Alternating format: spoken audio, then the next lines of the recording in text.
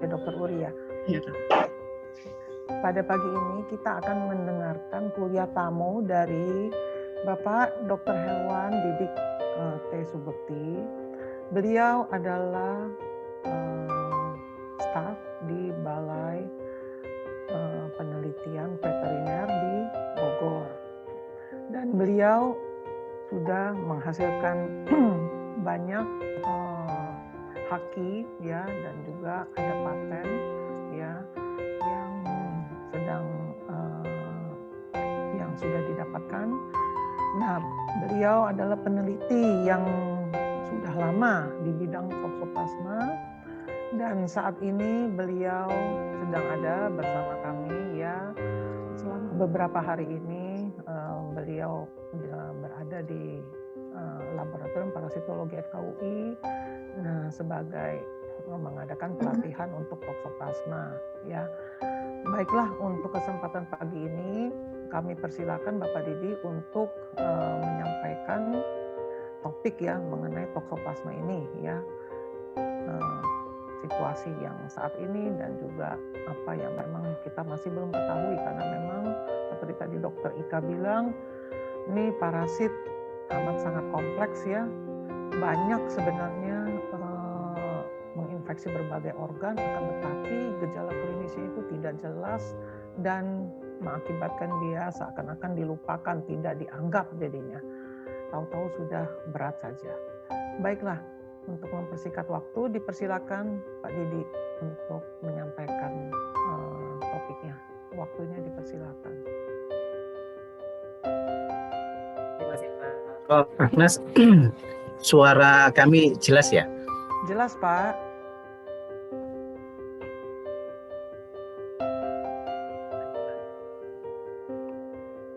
Karena kami nggak pakai headset, jadi mohon kalau ada gangguan kami diberitahu, mungkin bisa diulangi lagi gitu ya. Iya. Terima kasih. Selamat pagi. Assalamualaikum warahmatullahi wabarakatuh pada semua kolega yang hadir pada pagi hari ini, dan terima kasih juga pada Prof. Agnes yang telah memfasilitasi pertemuan kita pada pagi hari ini. Saya langsung saja untuk menghemat waktu, saya coba share screen.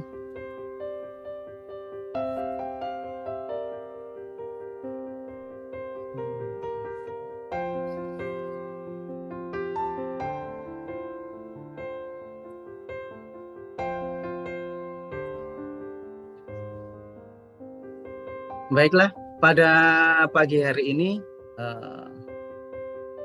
kami akan coba tampilkan judul atau topik, karena membicarakan toksoplasmosis sebenarnya banyak sekali sudut pandang yang bisa kita diskusikan. Kemudian sub topiknya juga cukup luas, tapi pada hari ini kami coba berikan semacam ringkasan global yang lebih pada biologinya, bukan pada pengembangan diagnostiknya, kemudian imunopatogenesisnya.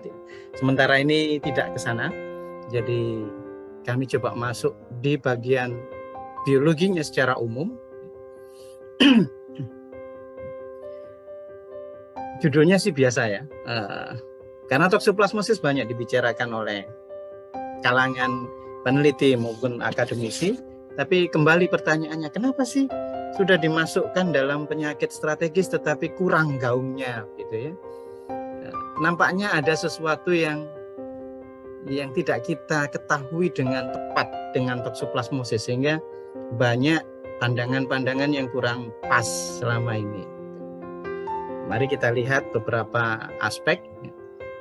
Yang pertama, kami akan coba sampaikan secara singkat penemuan Toxoplasma gondii. Mungkin beberapa di antara kita sudah sering mendengar atau membaca tentang penemuan Toxoplasma gondii. Tapi pertanyaannya, apakah kita bisa mengambil sebuah pelajaran di sana atau tidak? Yang pertama, pada tahun 1908,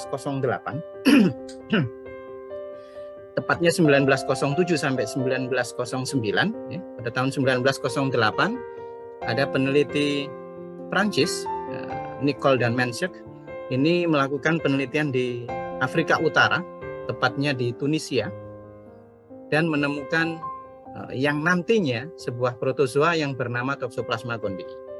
Pada tahun yang sama, pada kurun waktu yang sama di Brasilia, itu Alfonso Splendor juga melakukan penelitian yang sama. Jadi ini ada dua grup peneliti, yang satu di Afrika Utara, yang satu di Brazil. Dua benua yang berjauhan dan dua peneliti yang berjauhan. Pada masa itu belum ada HP, jadi komunikasi jelas tidak mungkin secara cepat, ya. Tapi mereka bekerja dengan organisme yang sama, menemukan organisme yang sama. Jangan salah sangka ya, nanti nama Nicole ini kemudian dianggap cewek. Saya juga menyanggapnya wanita, ternyata namanya bukan Charles Jules Henry ternyata. Manchek ini asistennya. Mereka menemukan sebuah parasit protozoa pada hewan yang bernama Stenodactylus gondii. Ini wajahnya seperti ini. Kira-kira seperti apa? Hamster. Ini rodensia, hamster, hamster-like, ya. Mirip hamster, hamster-like ya, mirip kayak hamster. Ini namanya Stenodactylus gondii, dan ini hewan yang dipakai oleh laboratorium mereka, ya, untuk penelitian Leishmania. Sehingga pada saat mereka menemukan itu, mereka menyangka itu piroplasma. Kemudian karena ini adalah hewan yang dipakai untuk penelitian Leishmania, mereka punya Leishmania. Bapak Ibu, tolong diperhatikan, mereka membuat sebuah kekeliruan mengidentifikasi Leishmania dalam kurun waktu yang lama, sampai setahun 2 tahun. Kemudian pada tahun 1909 mereka baru memberikan nama Toxoplasma gondii. Nah, ini dikritisi oleh beberapa peneliti, oleh beberapa saintis. Nama yang sebenarnya harusnya bukan Toxoplasma gondii, tetapi Toxoplasma gondii, karena hewannya itu Stenodactylus gondii. Stenodactylus gondii. Tetapi oleh mereka berdua, oleh Nicole dan Manchek, ini diucapkan sebagai Stenodactylus gondii. Ada pelajaran yang bisa kita tangkap dari sejarah ini. Yang pertama, membuat sebuah kekeliruan pada awal-awal penelitian itu sebuah keniscayaan, bukan sebuah apa namanya, aib, ya, bukan sebuah aib. Kalau kita berpikir itu aib, kita tidak akan pernah maju. Membuat kesalahan yang itu wajar, yang bisa diterima, tidak ada masalah. Yang penting pada masa berikutnya itu diperbaiki. Karena penamaan Toxoplasma gondii itu baru setahun 2 tahun kemudian setelah keliru mengidentifikasi Leishmania. Hal semacam ini banyak sekali terjadi. Pada protozoa juga banyak. Yang tadinya namanya Theileria, parasit darah, kemudian menjadi Babesia, atau sebaliknya. Dari Babesia kemudian diubah menjadi Theileria setelah siklus hidupnya diketahui dengan tepat. Jadi membuat kekeliruan yang ada pada batas-batas ilmiah bukan karena kesengajaan, itu bukanlah sebuah aib. Jangan takut untuk berbuat salah. Karena disitulah kita akan berkembang.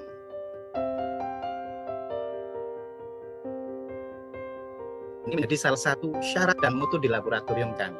Barang siapa takut berbuat salah dalam dunia ilmiah, maka sebaiknya bersiap-siap untuk tidak pernah maju.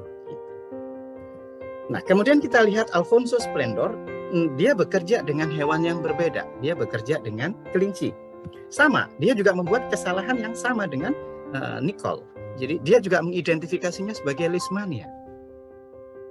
Ini tidak terhubung dengan WhatsApp, ya. Mereka membuat kesalahan yang sama. Disebut Leishmania. Namun Splendor tidak pernah memberikan nama Toxoplasma gondii. Jadi Toxoplasma gondii itu lahirnya dari grupnya Nicole dan Manchek. Dan kemudian Nicole dan Mancek inilah yang mendapatkan Nobel. Padahal Bapak Ibu perhatikan, mereka berdua bekerja pada organisme yang sama. Ya. Dan kita mestinya juga bertanya, kenapa hanya Nicole yang mendapatkan, bukan Splendor?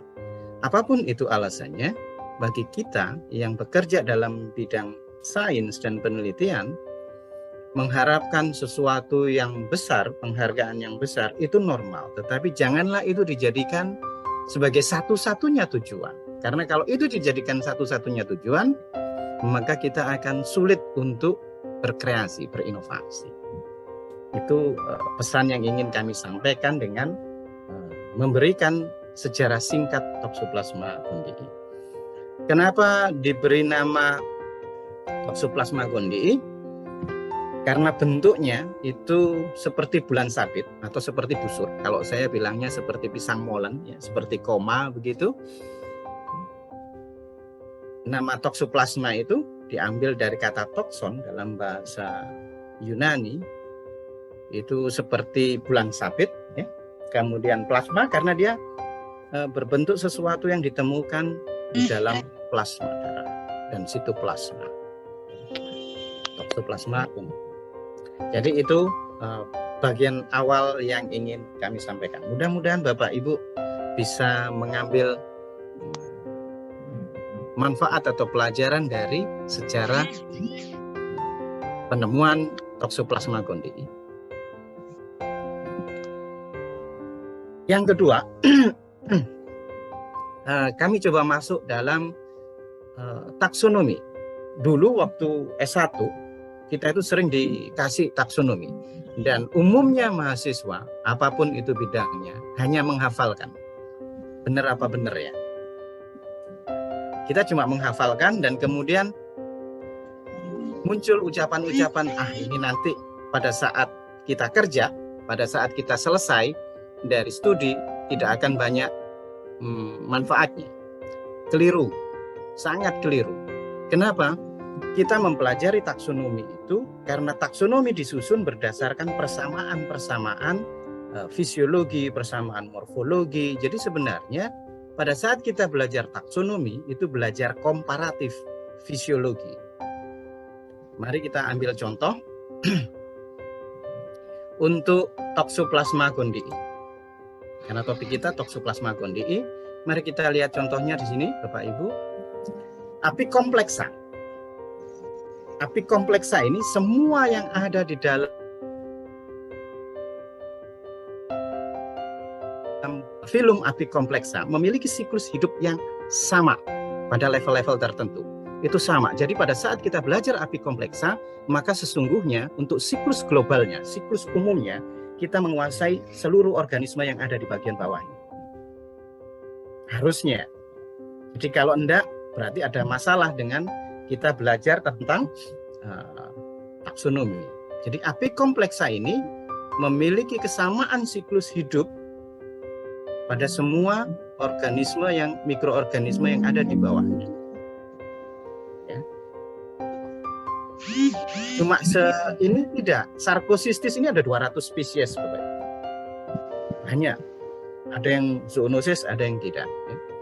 Nah, kita lihat lagi. Apikompleksa kita bagi menjadi 3.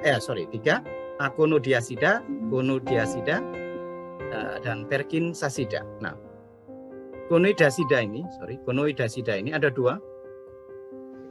Kelompok Coccidia dan kelompok Gregarin. Nah, di kelompok Gregarin ini mungkin kalau saya tidak tahu kalau di human apakah banyak kasus-kasus ini Emiria. Emiria ini ada Emiria, Isospora dan seterusnya. Kemudian di kelompok Coccidia yang paling terkenal di hewan dan manusia itu Toxoplasma sarcocistis. Hamondia juga ada tapi jarang. Nah, kemudian yang membedakan Conoidacida dengan Aconoidacida itu adalah pada konoidnya saja. Secara struktural itu pada konoidnya. Pada kelompok Aconoidacida kita kenal Plasmodium dan ini banyak kita bicarakan di human, ya. Malaria. Babesia theileria ini sebagian juga kita temukan pada manusia, ya, menular. Meskipun di Indonesia tidak banyak dibicarakan, tetapi sebenarnya ada yang zoonosis. Contohnya adalah Babesia microti yang berkaitan dengan roden. Jadi sebenarnya yang ingin kami sampaikan dengan menampilkan taksonomi itu kita seharusnya bisa menguasai semua organisme yang ada di bawahnya Apicomplexa. Kalau kita menguasai malaria dengan baik, maka seharusnya kita juga menguasai Toxoplasma dengan baik, dan begitu sebaliknya. Mari kita lihat Conoidacida dengan Aconoidacida. Ini kita ambil contoh Plasmodium dan Toxoplasma gondii. Yang membedakan itu pada konoidnya, pada bagian anterior.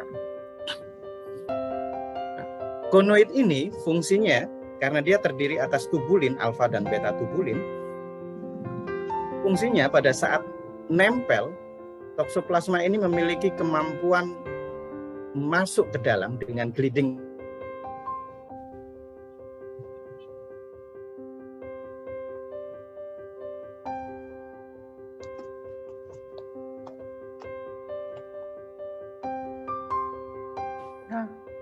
Pak Didiknya. Maaf, tadi terputus ya. Iya. Nah, saya ulangi. Jadi adanya konoid ini memungkinkan Toxoplasma secara aktif bisa mengebor, bisa memaksa masuk ke dalam semua jenis sel. Dia masuk ke semua jenis sel yang memiliki inti. Dari dalam tubuh manusia dan hewan, satu-satunya sel yang tidak bisa dia infeksi hanya eritrosit. Semua sel yang memiliki inti itu bisa ditembus oleh Toxoplasma. Dia tidak memiliki kekhususan pada sel-sel tertentu. Apa yang bisa kita ambil manfaat dari pemahaman ini? Pertama, dengan kemampuan menembus banyak sel, maka efek dari infeksi gejala klinis bisa dipahami. Sharing screen-nya belum. Karena apa? Kalau dia masuk ke dalam otot misalnya, jelas kita tidak akan menemukan hidrosefalus pada bayi atau keguguran. Mustahil kita menemukan itu. Pak Didi, ya? Sharing screen-nya belum di sharing screen. Oh. sorry. Karena terputus tadi ya. Iya betul.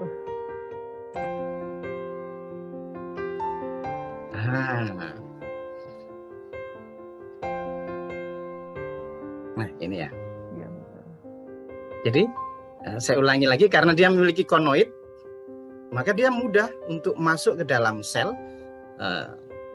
Teorinya yang disampaikan dalam banyak penelitian itu kurang dari 1 menit atau 2 menit sudah masuk ke dalam sel. Sedangkan proses fagositosis membutuhkan waktu kurang lebih 10 menit untuk bisa melakukan pengaturan di dalam, sehingga bisa melakukan destruksi terhadap mikroorganisme yang difagosit. Toxoplasma memiliki kemampuan lebih cepat, jadi regulasi internal sel belum itu vakuola parasitophorus, sehingga makin sempurna dia tidak bisa dihancurkan oleh sel. Nah, karena dia memiliki kemampuan menginfeksi semua sel, maka peluang untuk mendapatkan gejala klinis itu menjadi acak dan tidak terduga. Jadi kalau kita mengharapkan namanya Toxoplasma infeksi itu selalu diikuti dengan cacat kongenital, ya sebenarnya harapan itu terlalu berlebihan. Jadi kalau ada orang, kan nggak ada masalah, infeksi tapi kan nggak cacat kongenital, iya, karena dia tidak masuk di dalam organ reproduksi. Kalau dia masuknya di dalam otot,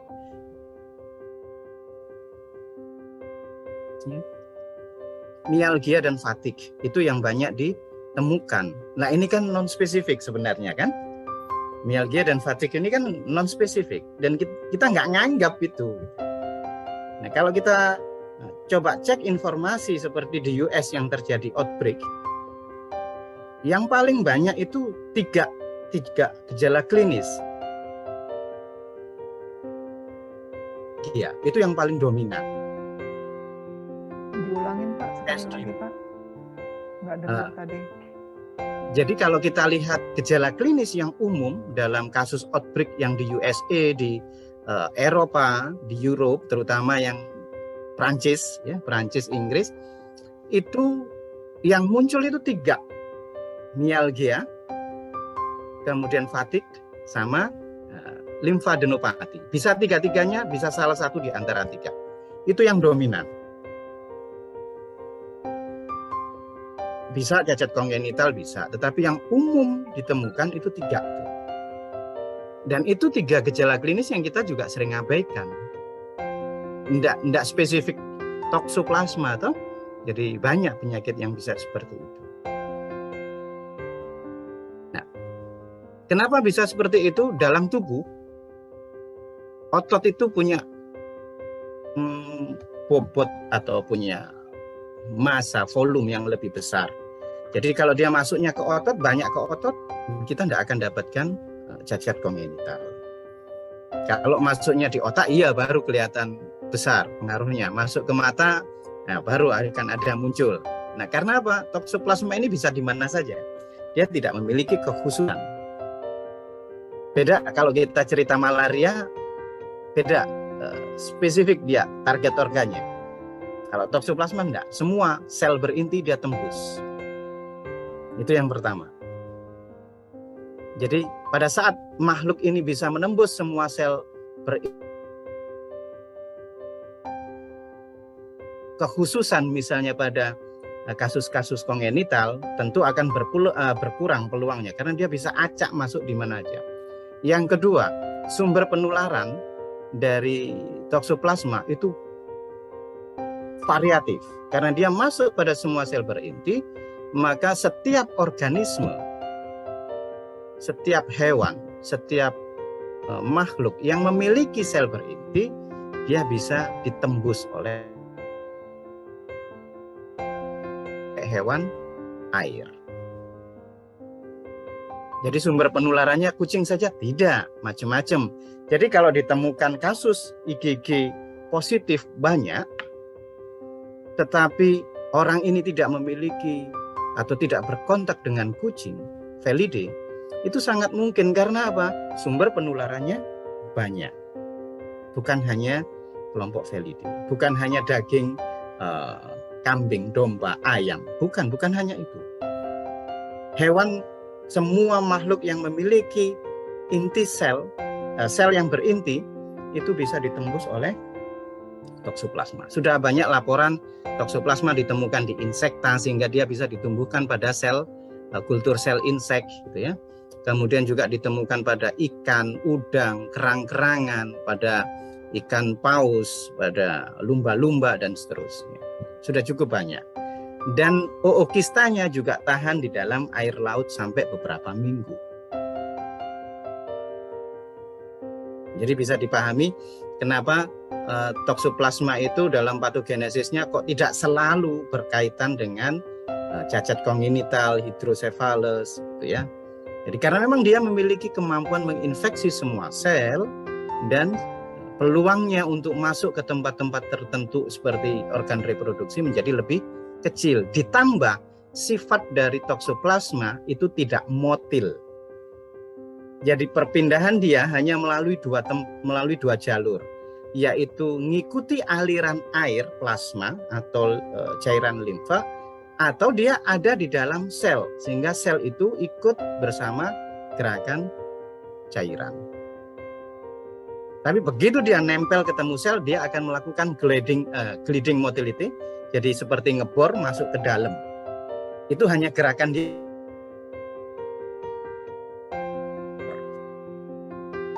Tapi kalau motilitas seperti yang kita bayangkan memiliki flagel dan segala macam, tidak. Dia tidak jadi daya jangkaunya dia itu terbatas sebenarnya. Jadi bisa dipahami kenapa kita sulit menemukan klinis yang berat pada toksoplasma. Nah, ini yang kami tunjukkan bahwa antara Plasmodium conoidasida dan toksoplasma conoidasida itu memiliki kesamaan. Kalau kita lihat rinci, kita nggak menghafalkan yang rinci, nanti akan jadi menghafalkan saja. Tapi kalau kita lihat poinnya, kita lihat ya, untuk apikompleksa itu ada beberapa stadium. Yang pertama sporozoid, ini keluar dari oosit, keluar dari sporon ya. Oosit itu kan di dalamnya nanti ada sporosis.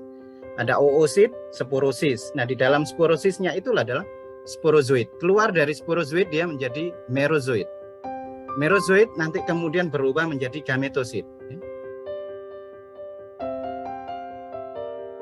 Betina ketemu menjadi sigot yang nantinya akan berkembang menjadi ookista. 4 stadium ini yang ada di apikompleksa.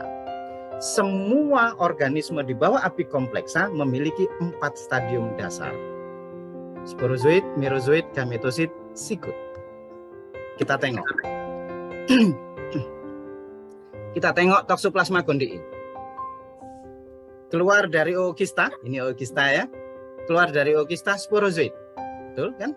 Menginfeksi sel, kemudian dia akan berubah menjadi tachyzoid atau bradyzoid.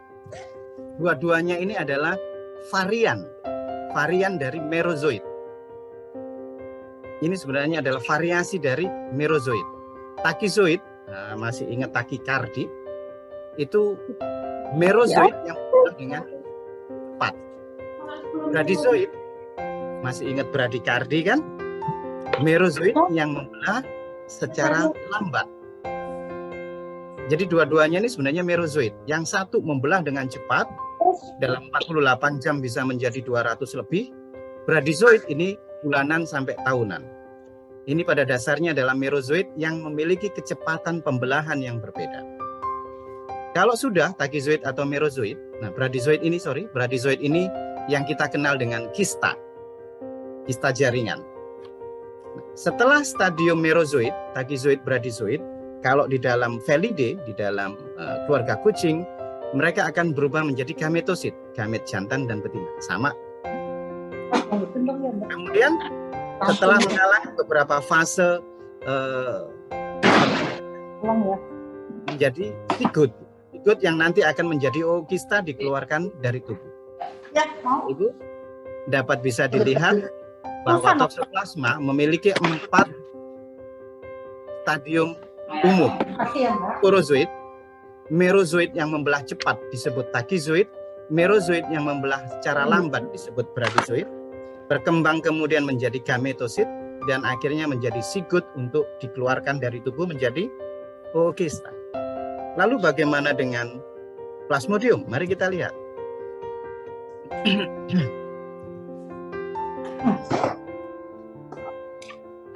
Plasmodium juga sama, sporozoid. Kita mulai dari sporozoid, ini dari ookista, sporozoid, kemudian sporozoid berkembang lagi. Masih ingat ya Bapak Ibu? Sebentar.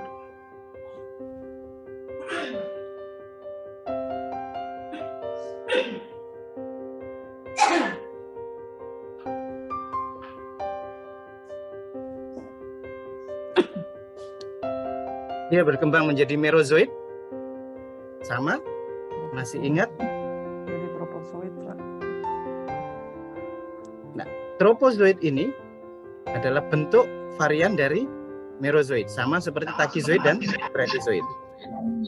Kemudian dia akan berubah.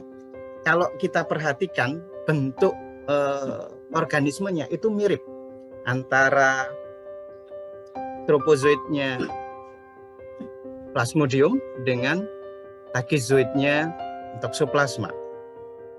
Begitu juga dengan merozoid secara umum. Kemudian nanti akan berubah menjadi skison. Skison baru berisi merozoid. Kenapa ini? Astagfirullah. Nah, ini.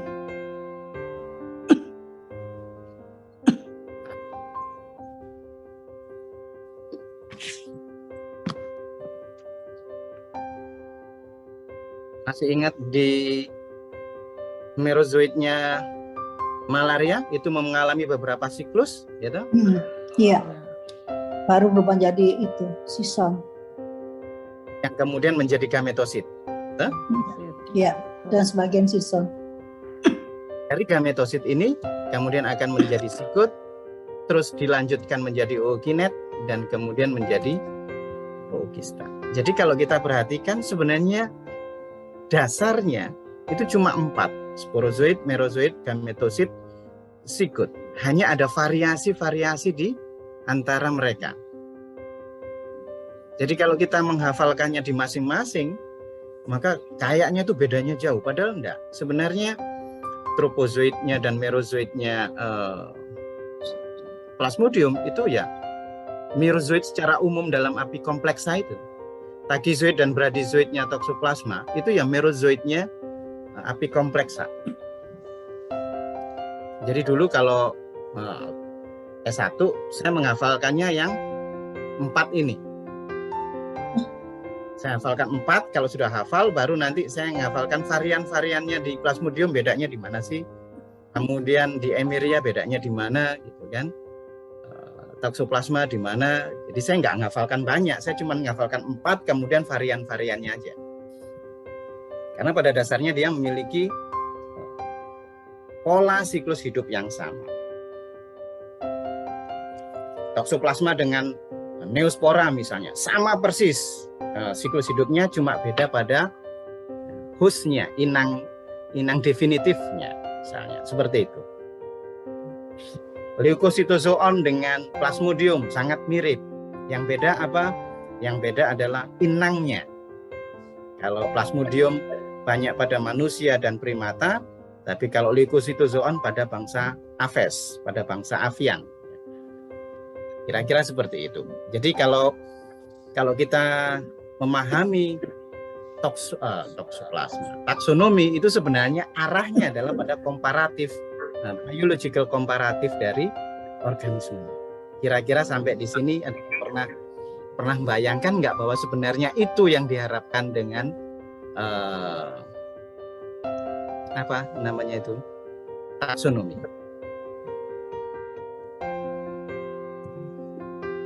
Nah, ini contoh yang kami berikan ya. Jadi kita bisa lihat untuk sarkocistis ada 200 spesies, kalau kita hafalkan setengah mati.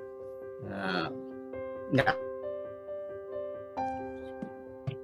Itu kalau misalnya kita itu bisa komparatif begini, wah, mudah-mudahan di kemudian hari tidak banyak diremehkan oleh bidang lain. Karena parasit itu suka dianggap remeh gitu loh. Padahal sebenarnya Bapak Ibu, sepanjang saya bekerja dengan biologi molekuler, saya banyak mengambil ilmu itu dengan parasit. Jadi parasit ini kompleks. Begitu kita menguasai biomolnya parasit, maka insya Allah yang biomolnya bakteri dan virus itu akan kita lahap. Tidak berjalan sebaliknya. Kalau kita menguasai biomolnya virus, begitu kita main di parasit, jelimet. Tapi kalau kita sudah menguasai yang di parasit dengan beragam regulasinya, ke virologi dan bakteri mudah. Karena regulasinya jauh lebih sederhana. Jadi, ayo kita bangga sebagai teman-teman nih yang di parasit, bangga sebagai saintis yang di parasitologi. Karena yang Anda pelajari itu kompleks luar biasa. Oke, itu mudah-mudahan bisa mengambil pelajaran dari yang kami sampaikan di poin kedua. Nah, sekarang toxoplasma ya, tadi global kita lihat toxoplasma. Secara umum tadi sudah kita sampaikan, pada saat dia masuk ke dalam inang itu ada 2, inang definitif dan inang antara. kalau di inang definitif itu dari sporozoid sampai terjadi ookista. Ada tahap sison, sama seperti di malaria. Enggak, lagi dengerin ini nih Tokso. Buat terlambat baru aja buka. Tokso, kan ada tuh yang ini. Dokter Yang Lisa, bukan di di parasitologi. Dokter Lisa. Oh iya. Sisogoni, ada sison juga, kemudian menjadi gamugoni ya, menjadi gamet, sama seperti di malaria. Nah, itu hanya terjadi di Felidae. Lalu bagaimana di inang antara? Cuma tachyzoid, bradyzoid. Hanya dua itu. Jadi hanya ada dua, tachyzoid, bradyzoid. Jadi sebenarnya antara tachyzoid dan bradyzoid secara visual itu bisa dibedakan berdasarkan lokasi inti selnya. Kalau tachyzoid itu di tengah, di bagian tengah dari zoidnya tadi. Kalau bradyzoid itu agak ke bawah, agak ke ujung bawah. Itu bradyzoid. Secara visual ya. Jadi mikroskopik sebenarnya bisa dibedakan. Nah, tapi kan kalau mau mikroskopik, Dokter Ian sama Dokter Nora kemarin udah lihat, wah kecil banget itu. Ya. Kalau ndak ada kontras, cahaya kontras yang filter kontrasnya memang agak sulit karena jernih ya, bening. Tapi kalau diwarnai misalnya dengan gimsa itu kelihatan. Atau kalau mikroskopik dengan filter kontras mau hijau, mau merah itu nanti akan kelihatan. Nah, kemudian ini dari inang definitif ini yang keluar itu adalah ookista yang akan ookista. Bapak Ibu, yang harus kita ingat baik-baik pada saat maka saat dideteksi kita akan menunjukkan IgG positif atau IgM positif. Permasalahannya adalah pada apikompleksa ini ookistanya ini sudah sporulasi atau belum? Pada toksoplasma ini ookistanya sporulasi atau belum? Kalau ookistanya belum bersporulasi, maka dia tidak infektif. Tetapi secara serologis kita akan kedetek positif IgG, IgM. Tapi kalau dia sudah sporulasi, baru itu yang akan bisa menginfeksi. Nah, jadi bisa tapisannya banyak nih. Kena ookista. Kalau dia belum bersporulasi, maka dia tidak infektif. Stop, berhenti sampai di situ. Serologi tetap kedetek positif. Kalau dia sporulasi, dia akan bisa menginfeksi. Tetap kedetek IgG positif, IgM positif. Atau salah satu di antara itu. Nah, bab sebelumnya tadi, karena dia bisa menginfeksi banyak sel, multi sel target, maka kadang-kadang yang kita harapkan ada tergantung dia menginfeksinya di mana. Kalau dia masuknya ke diafragma, maka kita akan ada gangguan nafas. Kalau masuknya di otot, ya mialgia. Gitu. Yang buat sebagian besar kita anggap tidak ada kaitannya dengan tokso. Bisa jadi ada tokso, bisa jadi juga yang lain. Gitu. Tapi serologinya tetap positif. Ya. Nah, ini yang kadang-kadang oleh sebagian di antara kita dianggap, wah itu nggak ngaruh. Ya, Anda melihatnya kalau positif kemudian harus Anda asosiasikan, Anda hubungkan dengan kongenital, dengan hidrosefalus. Jadi kalau ketemu teman-teman di obsgin misalnya, oh nggak banyak tuh masalah. Iya, Anda melihatnya di masalah reproduksi. Padahal tokso itu tidak melulu reproduksi, kan begitu. Ya Bapak Ibu ya. Nah, seperti misalnya penelitian itu tidak dihubungkan dengan obsgin. ketemu dan klinisnya ada. Dan nanti jangan dibilang itu mah ngada-ngada. Tidak, memang seperti itu kalau di mata. Multi sistem, Pak. Iya, karena dia menginfeksi semua sel berinti. Jadi kawan-kawan jangan terpengaruh dengan beberapa pendapat yang mengkhususkan pada bidang spesialisasinya dia. Toksoplasma ini luas. Lalu pada saat masuk ke dalam sel, nah ini dia berubah bisa menjadi, ini pada inang antara ya, bisa berubah dari takizoid, bradizoid. Dan ini kalau bradizoid ya kita tidak berharap muncul klinis ya. Karena memang membelahnya lambat. Nanti akan kita lihat biotipe masing-masing. Jadi kalau ketemunya bradizoid ya kita tidak berharap pada gejala klinis. Ini kalau pada hewan, ini yang akan menjadi sumber paling berbahaya.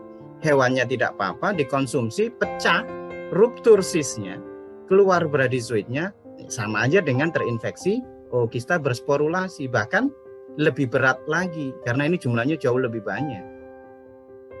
Itu di hewan itu sebenarnya yang jadi targetnya adalah bradizoidnya karena ini sumber penularan yang besar. Dan kita susahnya di vet adalah menemukan lokasi sumber penularan pada hewan-hewan itu. Misalnya di otot sebelah mana gitu ya. Karena kadang-kadang juga secara postmortem tidak terlihat. Itu problemnya, karena dia menginfeksi semua jenis sel berinti. Oke, sampai di sini ya bisa dipahami Bapak Ibu ya. Nah ini perkembangan sison dalam toksoplasma. Kalau kita perhatikan mirip kan seperti malaria juga. Beberapa kali pembentukan sison, kemudian merozoid, sison, merozoid. Gitu. Sebelum akhirnya sebagian berubah menjadi gamet jantan dan gamet betina. Oke. Ini sebenarnya saya ingin cerita bahwa penularan pada manusia itu melalui dua cara.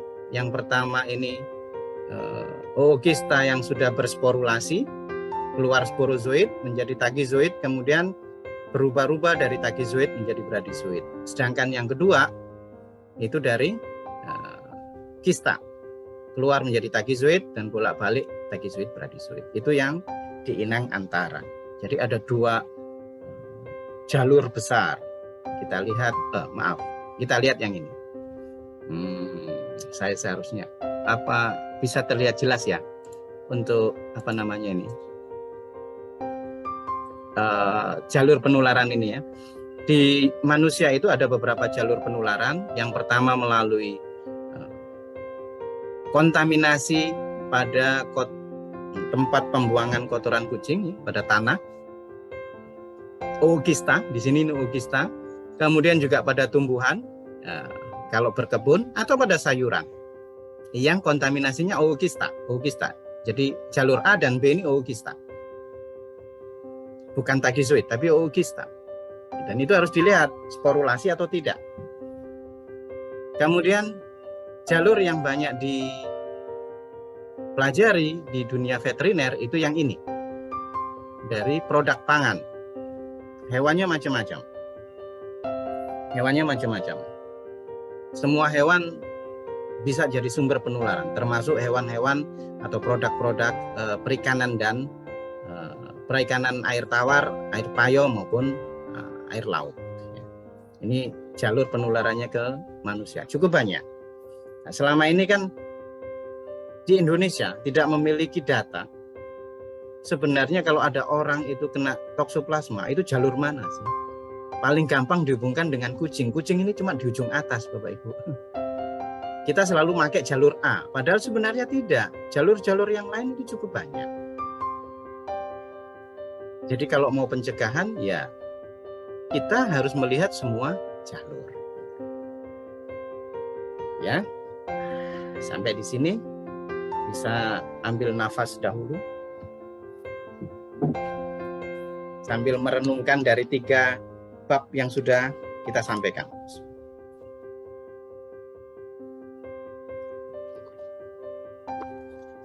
Oke, saya lanjutkan. Nah, ini ya. Oh, ada ternyata. Saya lupa kalau ada ya. Bapak Ibu bisa lihat 1, 2, 3. Ini jalur ookista. Jadi ini sayuran, buah-buahan yang terkontaminasi ookista, berkebun yang terkontaminasi ookista, pasir dan tanah yang terkontaminasi ookista. Kuncinya adalah kontaminasi ookista. Apa saja yang bisa dikontaminasi oleh ookista, maka itu jadi sumber penularan. Kemudian yang hewan, jalur 4-5. Di hewan itu memang dapatnya dari ookista. Tapi dari hewannya ke manusia, itu tidak bisa melalui ookista, kecuali felidae, kecuali keluarga kucing. Harimau, macan tutul, itu bisa jadi sumber penularan. Tetapi kalau hewan lain, hewan ternak, itu penularan ke manusia melalui 2 bentuk, bradyzoid atau takizoid. Kerang-kerangan, kemudian udang, ikan, itu juga takizoid atau bradyzoid. Mereka dapatnya, terinfeksinya, hewan-hewan ini, terinfeksinya adalah dari ookista, tetapi ke manusianya dalam bentuk takizoid atau bradyzoid. Begitu. Dan saya tidak tahu karena saya belum pernah mendapatkan studi tentang kontaminasi pada transfusi darah ya untuk toksoplasma di Indonesia maksudnya. Nah, terakhir saya akan cerita tentang resiko analisis dari toksoplasma. Analisis resiko dari toksoplasma. Bidang ilmunya itu environmental parasitology. Masuk di bagian ini saja.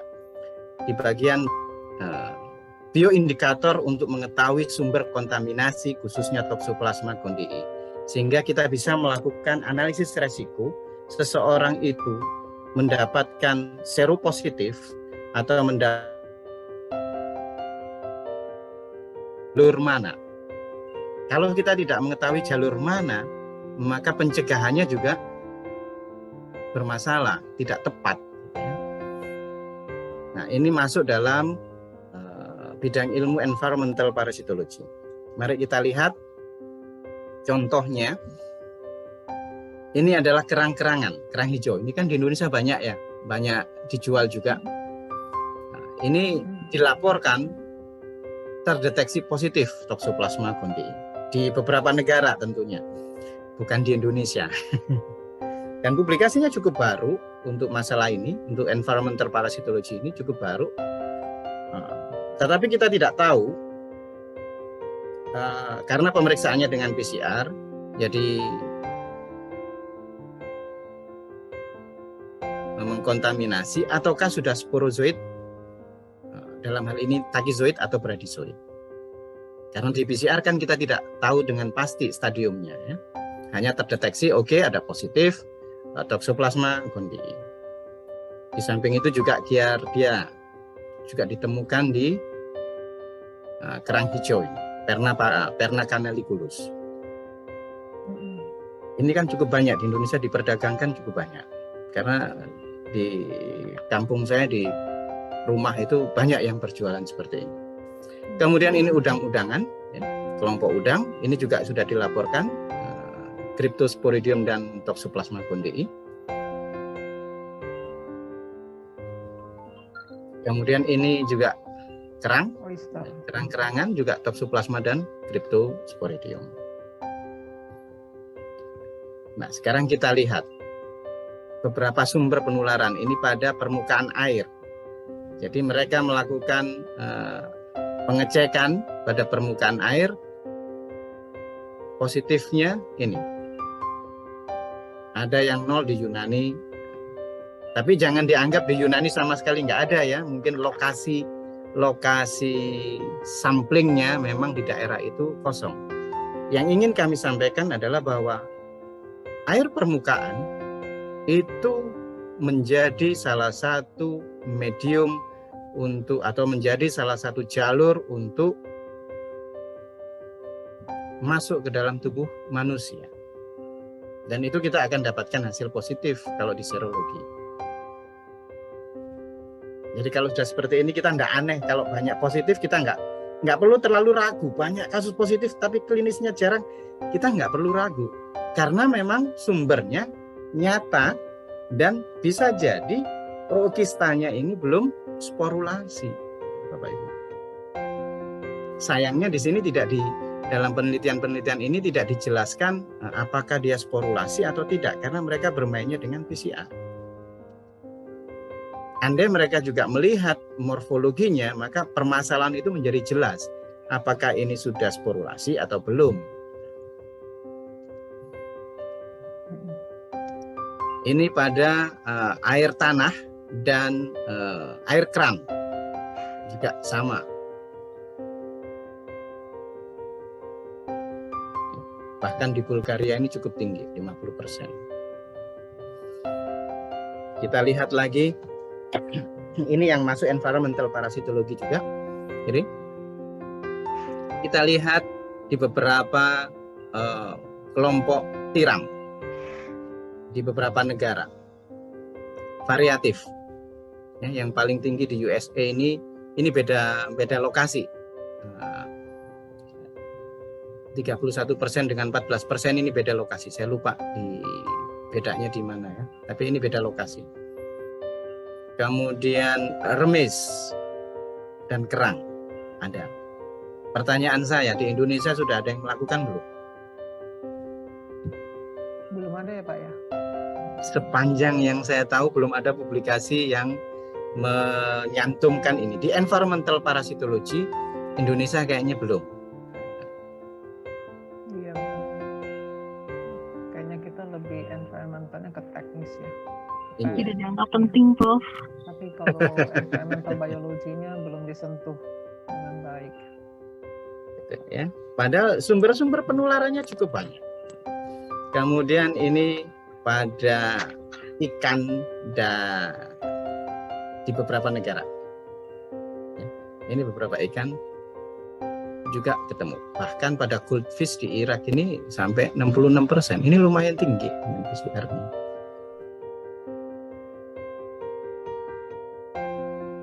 Ini yang di Italia ini saya cuma masukkan sebagian ya. Sebenarnya banyak jenis-jenis ikan. Jadi penelitian di Italia oleh Marino ini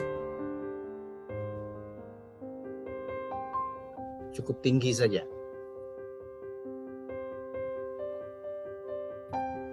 Jadi kalau kita lihat Bapak Ibu, dari kucing kita lihat sumber penularannya. Ini pada kotoran, Ookista ya, pada tanah yang terkontaminasi kotoran kucing. Kemudian tanaman. Dari tanaman ini nanti kita perluas ke sayuran dan buah-buahan, kemudian juga ke hewan, ya, karena dia dikonsumsi oleh hewan, kemudian masuk sebagai bradyzoid dan takizoid pada produk-produk hewani, baik daging, susu maupun jeroan, visceral. Kemudian pada air, baik air sungai, air tanah, air keran, dan ini kaitannya dengan sumber air minum kita. Kemudian ini masuk ke dalam ikan air tawar. Dan kita konsumsi ikan. Kalau di laut lebih banyak lagi ikan, kerang, dan kawan-kawan.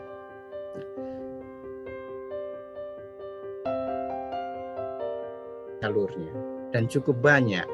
Maka sangat wajar kalau kita temukan serologi positifnya itu tinggi, sementara kasus klinisnya itu menjadi lebih kecil, jomplang gitu kan? Karena orang akhirnya menganggap nggak penting. Kenapa? Oh, kasusnya banyak tapi serologinya banyak positif tapi kasusnya kecil. Mereka lupa bahwa jalurnya itu begitu besar, begitu luas. Kemudian toksoplasmanya memiliki kemampuan menginfeksi banyak sel sehingga masuk ke organ-organ tertentu itu juga probabilitasnya menjadi lebih kecil. Wajar kalau dengan sumber penularan yang besar kita akan dapatkan seropositif tinggi, dengan kemampuan toksoplasma menginfeksi beragam jenis sel berinti, kasus-kasus klinis yang kita harapkan, misalnya pada reproduksi kongenital, itu menjadi lebih kecil. Tapi kalau kita kembali melihat yang lain, misalnya limfadenopati, fatigue, mialgia, banyak kasusnya. Tinggal masalahnya bagaimana itu kita menghubungkan dengan toksoplasmanya. Kita akan terjebak pada konsep hanya pada penyakit-penyakit tertentu. Sementara toksoplasmanya memiliki kemampuan menginfeksi banyak sel.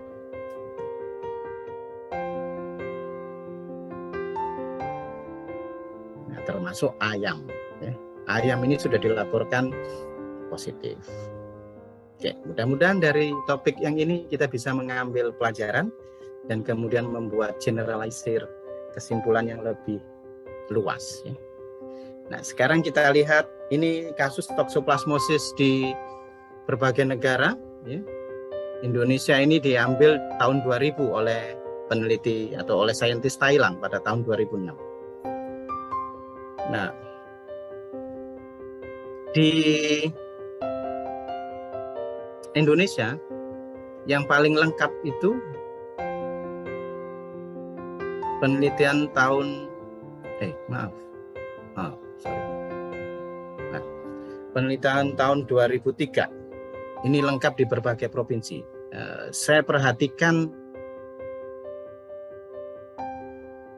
lengkap ini yang dilakukan oleh kolega Ma'ruf dan Sumantri tahun 2003. Ini satu-satunya yang sering saya pakai karena ini yang memberikan gambaran komprehensif di Indonesia. Sebenarnya ini IgG, ya, yang IgM-nya juga ada. Mereka melakukan uji serologi IgM juga di berbagai provinsi. Setelah tahun 2003 ini saya belum dapatkan lagi yang lengkap seperti ini untuk di Indonesia. Nah, apakah kita cukup berhenti sampai pada data-data semacam ini? Kalau kita berhenti sampai data-data semacam ini, maka toksoplasma tidak akan pernah dianggap oleh banyak orang. Karena hanya serologi positif negatif, IgG, IgM. Kemudian tanpa memahami kenapa kansnya masuk ke reproduksi itu menjadi kecil, kita anggap wah itu nggak bahaya. Padahal sebenarnya itu chance, itu sebenarnya peluang. Kalau dia menginfeksi ke organ reproduksi ya jadi. Seandainya toksoplasma itu punya kekhususan, ya, punya predileksi yang khusus, ya niscaya kita akan temukan kasusnya besar. Misalnya predileksinya memang dia menyukai di reproduksi, ya kasusnya akan besar. Dengan kasus serologi yang positif begitu besar, maka masalah di reproduksi akan besar. Tetapi karena dia tidak memiliki kekhususan predileksi, dia menginfeksi semua sel, maka peluang yang besar itu dibagi untuk semua jenis organ. Makanya kasusnya kecil. Untuk pada kasus-kasus tertentu, ya, misalnya hidrosepalus, ya kecil. Nah, sekarang kita lihat toksoplasma itu ada bentuk tipikal dan atipikal. Tipikal itu dibagi menjadi 3 biotype atau genotype. Yang tepat biotype. Tipe 1, tipe 2, dan tipe 3. Tipe 1 itu kalau disuntikkan di mencit, berapapun dosis yang dimasukkan itu letal 100% pada rodensia, pada mencit atau pada tikus. Berapapun dosisnya, hanya masalah waktu. 100% letalnya itu seminggu atau 2 minggu. Kemudian biotip 2 itu kalau LD50-nya sekitar 10⁵. Sedangkan biotip 3 LD50-nya 10⁵, di atas 10⁵. Apakah hanya ini bedanya? Tidak. Pada roden, biotipe 1 ini mengakibatkan munculnya badai sitokin yang ditandai oleh peningkatan drastis sitokin proinflamatorik. Sedangkan di biotipe 2 dan 3 tidak. Makanya mereka 100% letal untuk biotipe 1. Misalnya RH, galur RH, Toxoplasma gondii galur RH itu biotipe 1.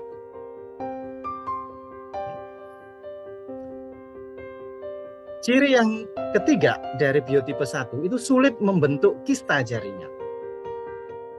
Sulit membentuk kista jaringan. Beda dengan biotipe 2. Biotipe 2 ini mudah membentuk kista jaringan. Sehingga kalau di dalam tubuh makhluk hidup itu ditemukan banyak bradyzoid, banyak kista jaringan, itu cenderung ke biotipe 2, genotype 2.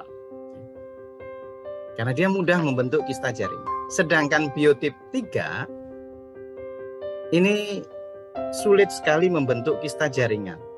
Mirip seperti biotipe 1, tetapi biotipe 3 ini dapat dieliminasi dengan sempurna oleh kekebalan tubuh kita. Kenapa? Karena kekacauan regulasi sistem imun tidak seperti biotipe 1. Biotipe 1 ini kan ada kekacauan regulasi di mana sitokin proinflamatoriknya mengalami peningkatan yang drastis dan tinggi. Muncul badai sitokin. Akibatnya apa? Letal. Kalau ini biotipe 3 tidak. Sistem kekebalannya masih tetap berjalan normal, tapi karena dia susah membentuk bradyzoid, maka dia mudah dieliminasi. Bradyzoid ini memiliki dinding kista yang kokoh, sehingga dia membentuk kista jaringan. Ini mudah dieliminasi oleh tubuh, self-limiting disease. Kalau misalnya ada individu yang klinis dengan biotipe 3, berarti Anda harus melihat lebih jauh. Ada sesuatu di dalam sistem kekebalan, sehingga tidak mampu mengeliminasi tipe 3 dengan baik. Kalau yang kita pelajari selama ini bahwa toksoplasma itu hanya akan muncul klinis pada saat sistem kekebalan turun, itu sebenarnya adalah biotipe 2. Kenapa? Pada saat bradyzoid atau kista jaringan ini terbentuk dan kemudian sistem kekebalan turun, dia jadi takizoid untuk menginfeksi sel berikutnya dan berkembang. Jadi teori yang selama ini kita banyak pakai bahwa toksoplasma itu opportunistic disease karena pada saat sistem kekebalan turun dia muncul, itu sebenarnya lahir dari studi-studi toksoplasma gondii biotipe 2. Sedangkan di biotipe imunodefisiensi atau imunosupresi atau imunokompeten, dia nggak peduli. Imunokompeten saja bisa klinis, apalagi imunosupresi. Sedangkan biotipe 3 itu jangan berharap terlalu banyak kalau nanti muncul klinis, karena dia self-limiting disease. Kalau ini kita gabungkan semua sifat-sifat toksoplasma gondii ini dengan pembahasan yang sebelumnya, menjadi amat sangat wajar kalau kita temukan kasus serologi tinggi tetapi klinisnya kecil. Nah, pertanyaannya sekarang, yang ada di Indonesia itu tipe berapa? Di Indonesia ini tipe berapa? Banyak kan sebenarnya PR-nya. Tipenya kita nggak tahu, jalur penularannya juga nggak tahu, stadiumnya juga nggak tahu, apakah dia kista sporulasi atau non sporulasi. Kemudian kita sudah gegabah mengambil kesimpulan atau toksoplasma nggak berbahaya, nggak ngaruh. Iya, datanya nggak komprehensif. Itu cocokologi kalau menurut saya sih. Bukan saya belain tokso ya, bukan belain parasitologi, bukan. Tetapi kita harus objektif. Ya. Kita kumpulkan, kita lihat biologinya seperti apa sehingga kita ngerti imunopatogenesisnya seperti apa. Kenapa kasus klinisnya tidak banyak. Ini kalau kita lihat virulensinya, biotipe 1 itu yang paling virulen. Kemudian tipe 2, ini tipe 2, dan yang terakhir tipe 3. Ini adalah strain atau galur yang masing-masing ya. Kita kenalnya RH gitu kan. Kemudian Beverly. Padahal sebenarnya cukup banyak galur-galurnya. Oke.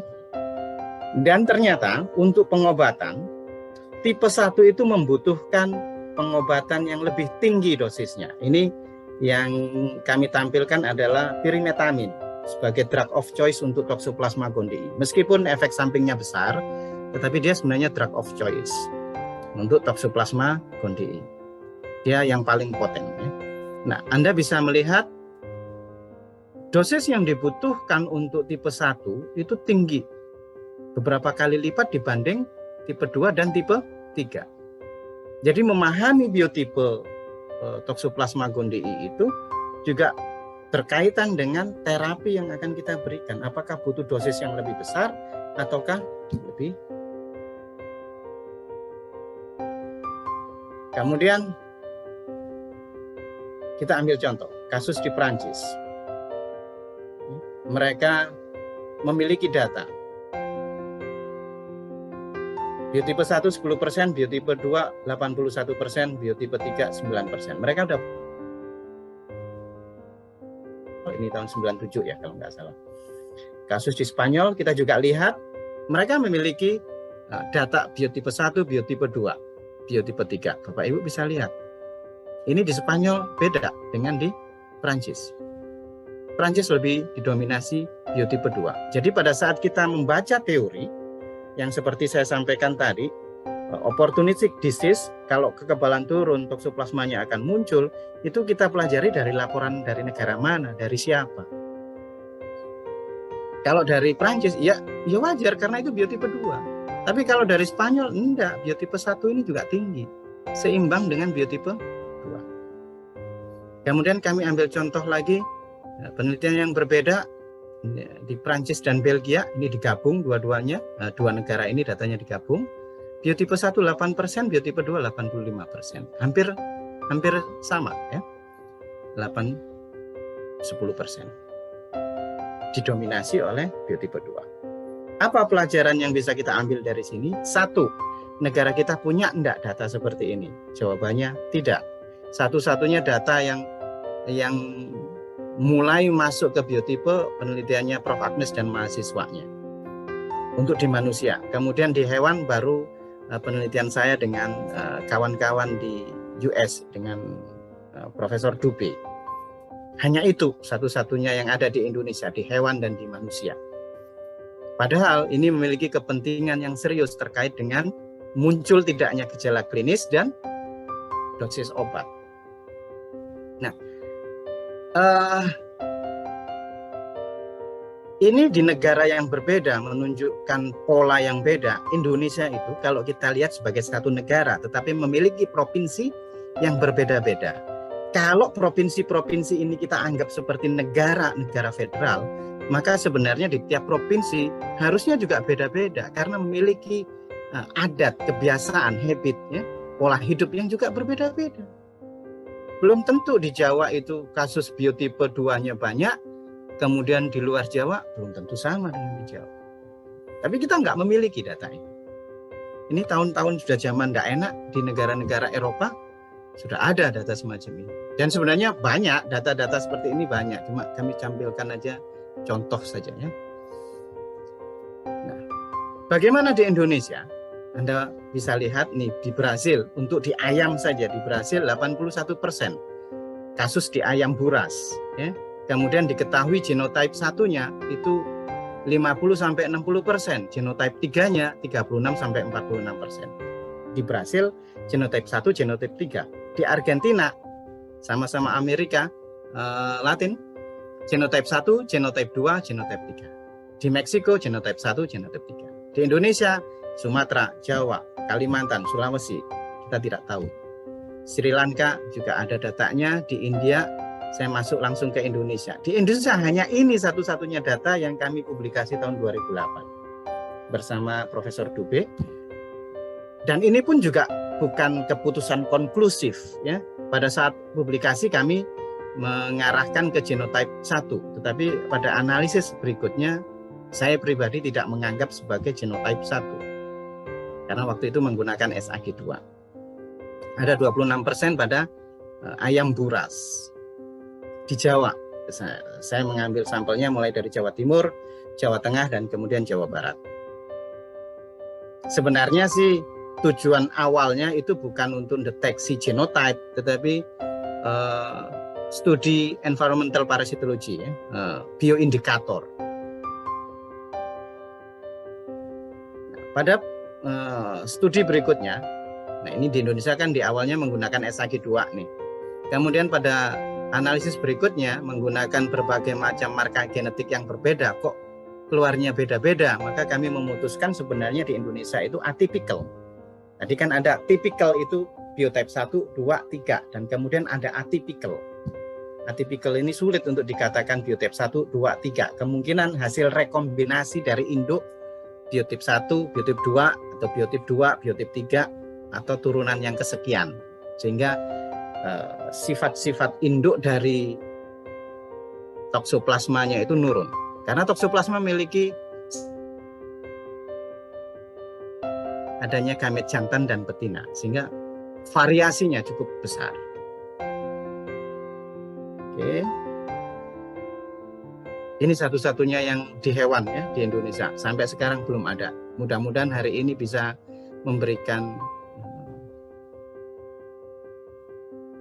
sedikit pemicu kepada kawan-kawan di VET.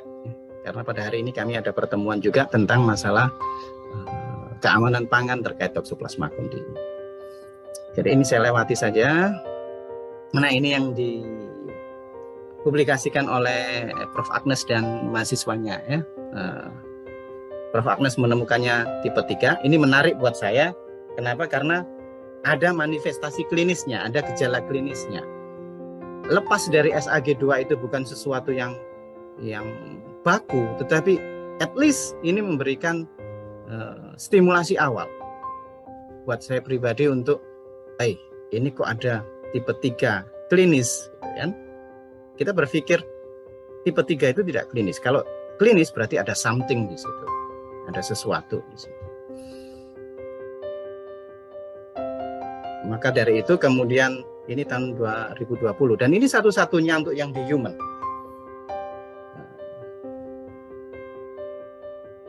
Ini yang kemudian dari sini kemudian kami mencoba melakukan studi lagi dan merilis sebuah penawaran untuk membedakan biotipe 1 dan 2, biotipe 1, 2, 3 virulen dan avirulen dengan memanfaatkan gen SAG1, GRA7 dan ROP18.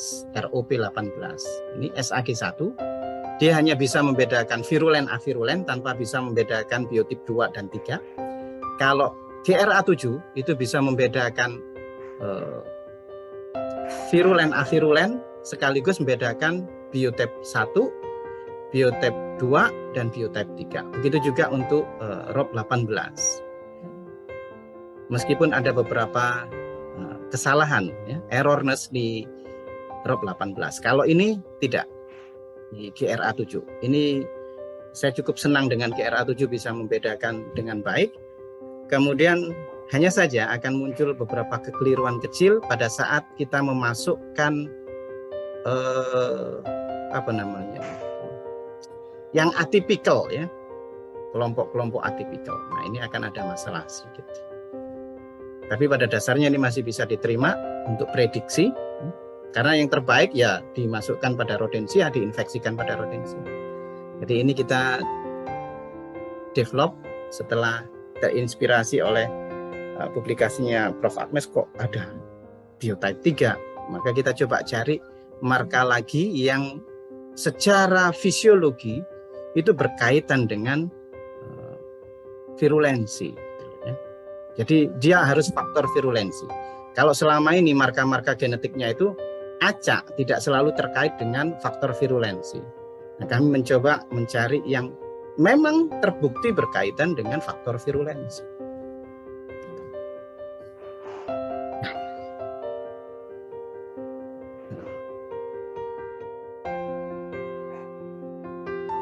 Kami lanjutkan lagi ya, masih tetap dengan environmental parasitology. Jadi ini kita lihat jalurnya, coba Bapak Ibu bisa memperhatikan di Italia mereka itu mengetahui faktor-faktor resiko yang berkaitan dengan penularan. Misalnya Italia itu yang paling utama adalah makan daging tidak dimasak sempurna, tidak well done. Kemudian kontak dengan tanah dan berkebun. Ini ut ratio-nya tinggi. Kemudian pada Serbia, Montenegro, ini juga gitu. Makan daging tidak well done. Norwegia dibagi lagi. Ada yang domba, ada yang babi, gitu ya. Ternyata dengan domba yang paling beresiko untuk Norwegia. Kemudian untuk Eropa di kota Naples, Lausanne, Oslo dan seterusnya ini itu juga gitu. Daging domba yang tidak well done dimasak. Sapi di Prancis itu justru daging sapi dan kontak dengan kucing. Jadi Bapak Ibu bisa melihat faktor-faktor resiko di beberapa negara ini beda-beda. Nah, di kita faktor-faktor resiko yang semacam ini kita juga belum punya. Nah, ini di US, kemudian di Iran, di Taiwan ini juga mereka memiliki informasi-informasi tentang jalur-jalur penularan toksoplasma. Jadi kita tidak bisa memutuskan, oh itu dari daging hewan, oh itu dari kontak dengan kucing. Tidak bisa. Kasusnya tidak akan selesai. Oke, mungkin ini penutup dari paparan kami. Sebuah pertanyaan yang mungkin ada baiknya kita renungkan sehingga kita bisa menjawab komentar-komentar negatif bahwa toksoplasma itu tidak berbahaya, karena pada dasarnya informasi itu dibangun hanya berdasarkan potongan-potongan kecil. Kalau istilah kami cocokologi. Oke, terima kasih atas perhatiannya dan kami kembalikan kepada Prof. Agnes. Ya, Terima kasih, Prof. terima kasih Pak Didi atas kuliahnya yang sangat komprehensif itu ya, mulai dari biologinya, historinya sampai dengan ya perkembangan terkini mengenai parasitnya itu, sampai dengan bagaimana ini ya antara yang di hewan dengan yang di manusia. Baiklah, kita buka ya untuk diskusi ya. Tapi terus terang ya Pak ya, untuk yang pertama-tama mengenai yang penelitian kami itu hanya berdasarkan satu gen yang positif Pak. Jadi kita sebenarnya tidak bisa mengatakan tipe apa gitu yang ada, tapi hanya berdasarkan gen SAG2 maka itu memang masuk dalam kelompok tipe 3. Tapi kalau mungkin saja nanti kalau pakai gen yang lain hasilnya beda lagi Berubah. kali ya Pak ya. Ya. Nah itu yang memang masih belum diinikan. Baiklah, dipersilakan untuk mengajukan pertanyaan ya. Siapa kira-kira yang mau mengajukan pertanyaan?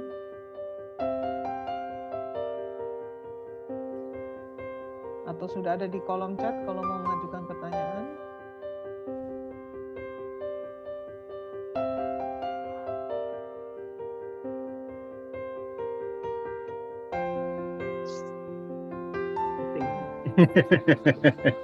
Mas boleh bertanya, Prof? Ya, silakan Dr. Suri. Dr. Suri ini dari UNRI, Pak. Silakan. Iya, Pak. Terima kasih Prof. Agnes, Pak Didik, dan paparan yang sangat menarik yang membuka cakrawala bagi saya tentang Toxoplasma gondii. Dan saya juga baru tahu bahwa ternyata udang, kerang-kerangan juga terdeteksi ada toksoplasmanya ya Pak Didik. Itu sangat menarik untuk saya. Nah, yang mungkin ingin saya tanyakan begini Pak Didik terkait tata laksana toksoplasma. Jadi sebagaimana kita ketahui di literatur, di jurnal-jurnal juga disebutkan bahwa toksoplasmosis laten itu belum ada terapi yang efektif, begitu ya Pak Didik. Sedangkan sebagaimana tadi Pak Didik sampaikan bahwa ternyata toksoplasmosis laten yang kista-kista itu yang nggak bisa diabaikan begitu saja sebenarnya, begitu ya.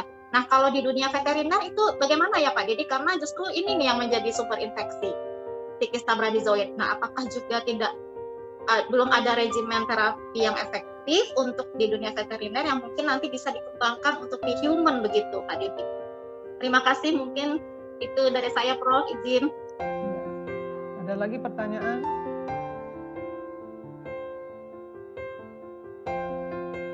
Saya izin, Prof. Silakan Dokter Nora. Ya, terima kasih Pak Diki atas bimbingannya beberapa hari ini. Terus terang, ya sama seperti Dokter Suri katakan, sangat-sangat memberi pencerahan bagi kami semua untuk masalah toksoplasma ini. Nah, yang ingin saya tanyakan tadi, penelitian Bapak yang terbaru ya tentang biotipe itu, Bapak menggunakan ada 3 gen ya Pak, SAG1, kalau saya nggak salah tangkap ya Pak, GRA7 sama ROP18. Nah, yang ingin saya tanyakan, kan banyak gen-gen yang lain. Kenapa Bapak menjatuhkan pada ketiga pilihan gen ini? Atau Bapak memang sudah mencoba semua jenis-jenis gen yang lain, lalu Bapak memilih bahwa yang ketiga ini adalah yang terbaik. Terus ada tidak kendala-kendala Pak dalam Bapak melakukan penelitian ini Pak? Terima kasih Pak. Ya, saya rasa silakan Pak Didi untuk 2 pertanyaan itu ya Pak. Ya, terima kasih Prof. Ya, untuk yang pertama ya, untuk obat sebenarnya kalau kita lihat dari hasil-hasil penelitian terakhir di konsorsium toksoplasma di Eropa, itu untuk bradizoid sebenarnya sudah ada untuk drug of choice-nya. Kalau takizoid kan kita kenalnya sebenarnya drug of choice-nya itu pyrimethamine. Iya. Efek sampingnya memang besar, terutama pada wanita hamil resikonya teratogenik ya. Dan saya merasakan sendiri memang luar biasa efek samping dari pyrimethamine sulfadoxin. Kalau saya sih tinnitus sama jantung ini tidak kuat. Nah, kalau saya pribadi. Pernah dicoba Pak?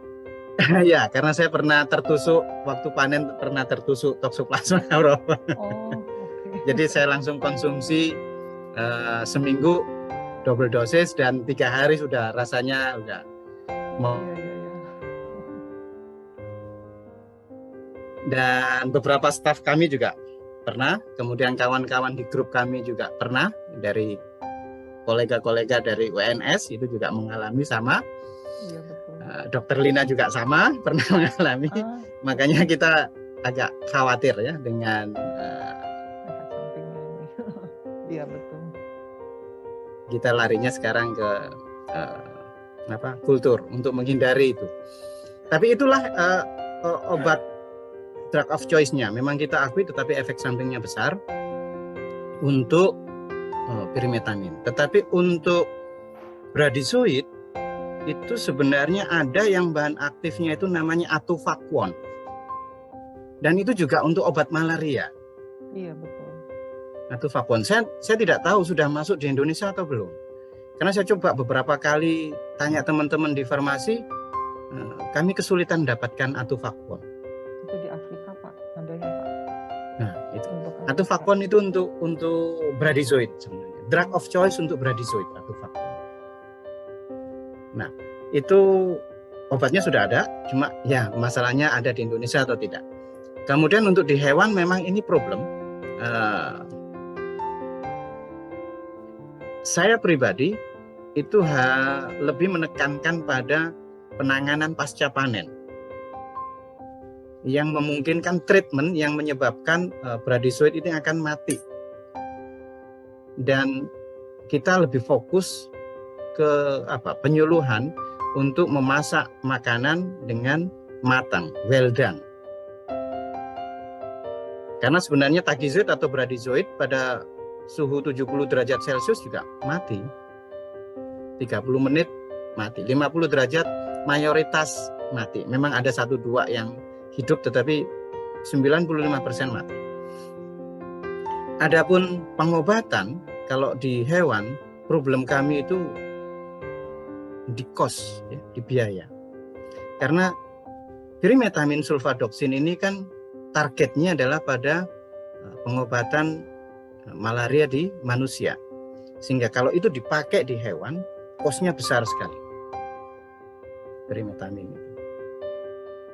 Kecuali pada hewan-hewan peliharaan, pet animal. Tapi kalau pada ternak itu problem buat kami karena ketidaksanggupan untuk biaya. Nah, Itu yang coba nanti kami bicarakan lagi dari pertemuan hari ini dengan Direktorat Kesmafet, Kesehatan Masyarakat Veteriner yang membidangi masalah penanganan keamanan hewan, pangan asal hewan. Mungkin itu yang bisa kami sampaikan untuk penanya yang pertama. Untuk yang kedua, Dr. Nora, terima kasih dan senang ketemu kembali walaupun jarak jauh. Iya, di GRA7 sebenarnya saya cukup lama bermain dengan GRA7 dan GRA7 ini sebenarnya terkait dengan virulensi, faktor virulensi. Dan awalnya kami bermain dengan GRA7 itu karena terkait penanda infeksi aktif. Karena GRA7 ini merupakan protein yang bisa disekresikan keluar dari sel yang terinfeksi. Awalnya kami banyak bermain di situ, kemudian terakhir kami mendapat informasi dari beberapa jurnal, ternyata GRA7 ini adalah faktor virulensi. Jadi kalau ekspresi gen GRA7 ini diblok, itu virulensinya akan turun jauh. 50% akan tereduksi. ROP18 juga gitu, ROP3 18 ini juga gitu. Kalau ekspresi gennya diblok, tidak terbentuk mRNA terhadap GRA7 maupun ROP18, ternyata virulensinya juga turun jauh. Dua ini terkait dengan modifikasi vakuola parasitoforus. Jadi vakuola pelindung yang menyebabkan toksoplasma tidak bisa dihancurkan oleh lisosum. Sedangkan SAG1 itu berkaitan dengan penempelan, dengan proses masuk ke dalam sel. Jadi memang pada awalnya kita sempat kesulitan karena mencari gen target ya. Jadi kita lihat satu persatu masing-masing GRA ini ada cukup banyak. Kalau nggak salah sampai 13 atau 14, ROP3 ini juga banyak. Kemudian SAG ini juga banyak. Jadi kami telusur satu-satu yang berkaitan dengan faktor virulensi yang mana. Kemudian itu hambatan pertama karena kami harus memastikan ini terkait dengan faktor virulensi. Yang kedua, kami harus mendapatkan sekuen lengkap, full length sequence. Karena kalau parsial kami nanti susah melakukan compare. Jadi pada saat penyusunan marka genetik kami akan mengalami masalah. Jadi kami lakukan pencarian, searching full length sequence dari dua gen ini. Dan itu harus cukup banyak, baik tipe 1, 2, dan 3-nya cukup banyak. Kalau tidak kami kesulitan. Dan alhamdulillah sudah kami atasi, tinggal sekarang kesulitan ketiga ini yang masih sedang kami jalani, itu penyusunan marka genetik atau probe untuk masing-masing gen. Mudah-mudahan tidak ada halangan. Gitu. Terima kasih Pak. Ya terima kasih Pak Didi dengan penjelasannya itu ya. Sekarang yang ronde kedua nih, ada yang masih mau bertanya lagi? Saya sebenarnya mau menanyakan Pak Didi. Jadi kalau misalnya mau deteksi gen-gen tersebut ya Pak, yang GRA7 ataupun SAG1 itu, apakah gen-gen tersebut diekspresikan cukup banyak? Karena apa? Karena kalau misalnya kita berhadapan dengan human sample itu belum tentu ya Pak ya bisa tertangkap begitu loh. Nah, bagaimana gitu mengatasinya? Kalau misalnya kita memang memeriksa, ya melakukan genotyping ini mungkin pada hewan, ya kan? Nah, itu bisa misalnya pada kucing dari ininya ya mungkin bisa lah ya. Ataupun memang ya pada daging-daging hewan misalnya ya memang sudah teridentifikasi ada kistanya mungkin lebih mudah gitu loh. Tapi kalau pada human sample ini bagaimana Pak? Apakah ekspresi ininya nih mudah dideteksi atau tidak gitu?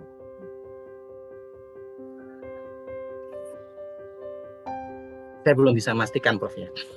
Kalau selama ini, kalau GRA7 kami sudah coba, selama ini sih cukup bagus untuk GRA7.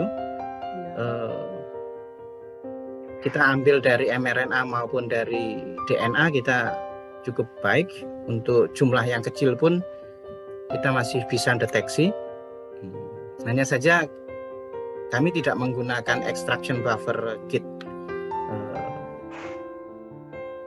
seperti yang dipasarkan. Kami pakainya DNA Sol. Jadi selama kami pakai DNA Sol, alhamdulillah nggak ada masalah. Cuma kalau yang ROB 18 kami belum coba. Kebetulan kami juga belum punya primernya. Kalau yang GRA7 sudah kita dapatkan, tapi parsial karena primer yang kami susun waktu itu bukan untuk ujung ke ujung. Jadi kami hanya desain parsial di potongan pertengahan dari GRA7. Ke depan kami baru akan coba primer yang mengapit di probe-nya. Itu yang sedang kami kembangkan saat ini, mempelajari itu. Tapi sejauh ini untuk GRA7 insya Allah aman, Prof. GRA7 SAG1 kita sudah cek aman, tidak ada masalah. Kita cukup confident walaupun kecil, Takisuit kontennya kecil, kadarnya kecil, Takisuitnya kita masih bisa dapatkan. Seperti SAG2, masih mudah. Masih mudah ya. Nah, apakah ada pernah dibandingkan Pak antara GRA7 dengan GRA6 Pak? Bapak pernah lakukan Pak dengan GRA6 Pak? GRA6. Karena dari laporan-laporan mereka banyak sekali memeriksanya selalu dengan GRA6 begitu Pak.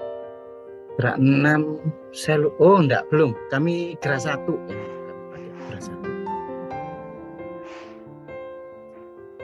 Baiklah. Ada pertanyaan yang lainnya? Silakan. Terima kasih Prof. Agnes. Permisi Pak Didi. Assalamualaikum warahmatullahi wabarakatuh. Silakan Dr. Cici. Sebenarnya saya menyambung pertanyaan Prof. Agnes nih Pak Didi.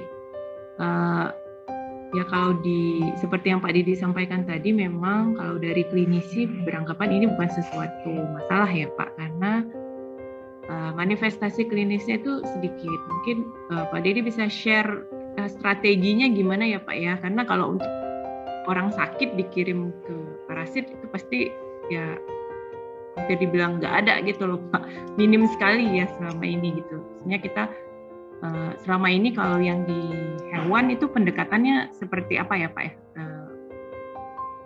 samplingnya, kemudian apalagi kan di hewan juga lebih nggak ada manifestasi klinis kali ya Pak ya gitu.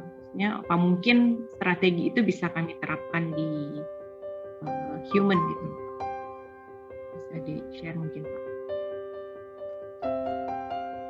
Terima kasih. Kalau di kami memang lebih enak daripada di human, karena kalau seperti saya bekerja di hewan, karena kita biasanya bekerjanya postmortem. Kalau yang antemortem kami juga sama, mengalami kesulitan yang sama dengan di human. Itu tadi problemnya. Lokasinya toksoplasma ini tidak jelas sebenarnya. Ada di organ sebelah mana, ada di bagian sebelah mana, kita tidak tahu.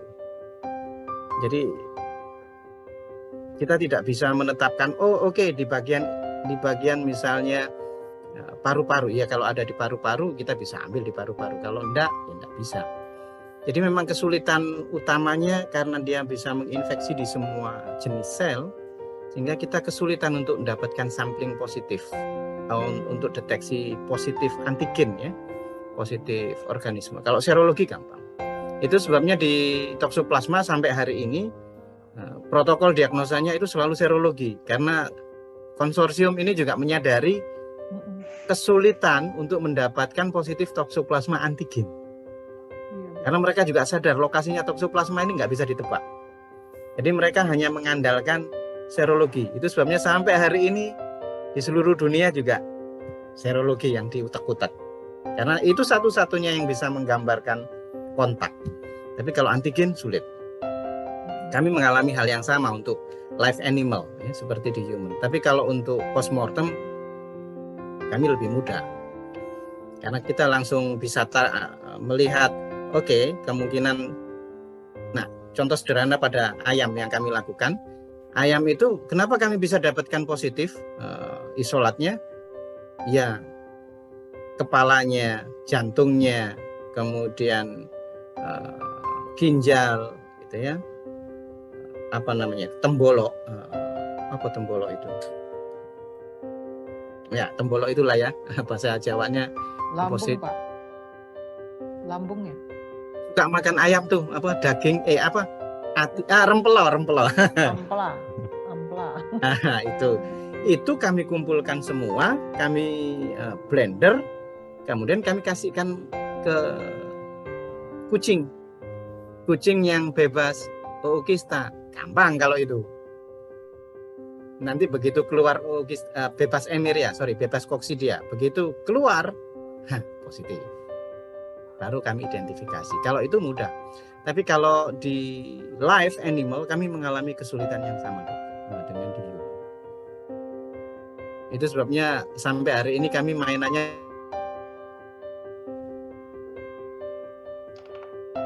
kalau pas dapat itu rezeki.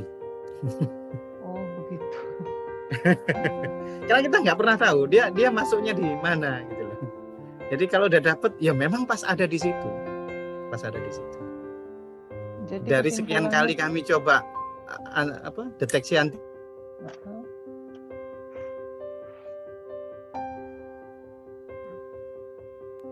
Bukan hanya kita, tenang aja, bukan hanya kita.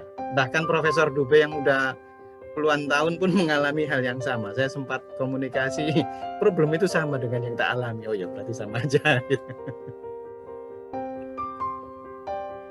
Kira-kira apakah ada rencana? Tapi masalahnya bahwa di hewan pun juga tidak jelas gejalanya ya Pak ya? Ya, sama. Jadi apakah tidak terpikirkan gitu loh dari vet untuk segi keamanan, vaksinasi, tokso? Ada studi vaksinasi tahun berapa itu ya? Dari Inggris, dari England. Tapi kemudian tidak dilanjutkan Prof, karena ternyata tidak efektif untuk vaksinasinya. Ya, kami maklumi karena tokso ini kan organisme yang besar ya. Sementara kalau antibodi dan dikhawatirkan nanti munculnya seperti filaria itu, terjadi deposit kompleks antigen antibodi dan protektivitasnya juga tidak cukup baik di hewan. Inggris sempat mengeluarkan produk untuk tokso, vaksin tokso, tapi kemudian tidak dilanjutkan lagi. Berarti sebenarnya pencegahan yang paling efektif ya Pak ya, karena di hewan pun juga ternyata kalau kita kan mungkin yang jadi kecemasan ya kalau toxoplasma congenita, kalau dia transmisi lah ya ke ini. Kalau di hewan tidak ada ya Pak ya congenital toxoplasma begitu.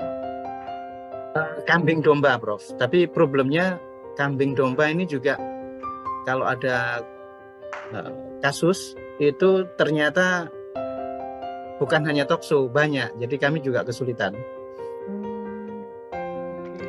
memastikan. Dan sering-sering combine antara beberapa organisme. Yang sudah selesai kami petakan itu pada ruminansia besar. Pada ruminansia kecil kami sedang siap-siap untuk memetakan beberapa penyakit yang terkait dengan keguguran. Kami sedang bersiap-siap karena selama ini juga belum ada. Jadi di program kalau di veteriner itu lebih didominan sama. Toxoplasma itu diabaikan juga di vet meskipun masuk dalam list penyakit hewan menular strategis. Tapi kawan-kawan ini lebih banyak masuk ke penyakit bakteri, brucellosis. Dan kami untuk membuktikan itu baru merilis yang di hewan besar, Prof. Jadi selama ini di Indonesia kan selalu digembar-gemborkan yang dikasih dana itu brucellosis, Prof. Nah, ini sudah dipublish akhir Desember sudah dipublish di internasional. Kami sampaikan bahwa di Indonesia itu ada 3 yang berkaitan dengan abortus pada ruminansia besar. Yang pertama itu adalah BVD, bovine viral diare, itu virus. Kemudian Chlamydia abortus, varian dari Chlamydia psittaceae. Kemudian Neospora. Neospora ini saudaranya Toxoplasma. Iya. Jadi 3 besar. Nah, sementara program yang jalan selama ini mainnya di Brucella. Brucella itu tidak lebih dari 5%. Sementara 3 ini di atas 10%, sekitar 15-20% masing-masing. Paling rendah 15-20%. Jadi memang udah salah target. Nah setelah ini kami baru mulai, insya Allah tahun depan kami mulai untuk kambing dan domba ruminansia kecil, di mana toksoplasma menjadi penyebab untuk keguguran di ruminansia kecil.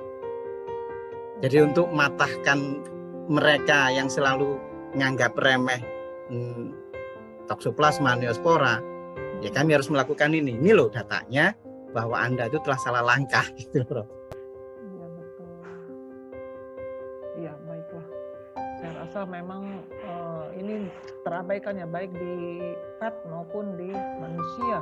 Jadi ya, kenapa? Karena gejalanya itu tidak jelas. Kemudian ya memang yang tipe 1 itu yang menginfeksi kita itu yang mana ya kan? Itu masih belum teridentifikasi juga jenis-jenisnya, mana yang berasosiasi dengan manifestasi klinis, itu masih perlu suatu perjalanan panjang ya. Oke, baiklah. Apakah masih ada lagi pertanyaan dari Flor? Izin bertanya Pak. Oh, ya.